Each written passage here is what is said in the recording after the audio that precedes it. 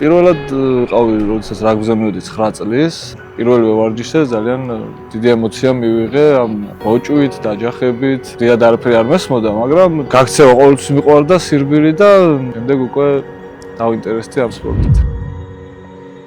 როდესაც შენ ქვეყანას წარმოადგენ საზღვრების გარეთ და გააცნო შენი ქვეყნის გარეთ და სხვა ქვეყნის წარმომადგენლებს, ძალიან დიდი პასუხისმგებლობა, ძალიან დიდი სიფრთხილეც უნდა ყველა შენ ქცევაში, ქმედებაში, საუბარში.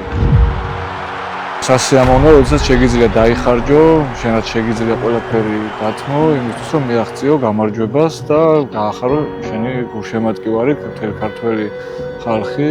ამაზე კარგი ემოცია და დიდი ემოცია არ არსებობს.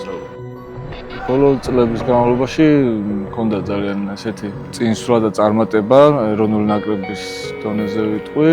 პირველი დონის 2 გუნდს მოუგეთ 1 წლის განმავლობაში რა, ეს იყო იტალია და უელსი.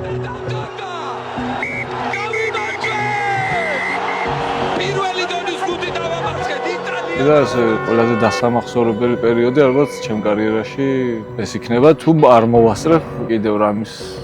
ჯანმრთელობასთან დაკავშირებული ამბები ძალიან მნიშვნელოვანია ნებისმიერი სპორტსმენისთვის, იმიტომ რომ ფაქტურად მიბმულია ერთმანეთს ჯანმრთელობის გარეშე, ფაქტურად სპორტს საერთოდ ვერ ითამაშებ, რა თუ რაიმე გაწუხებს, მოედანზე უბრალოდ ვერ გამოხვალ.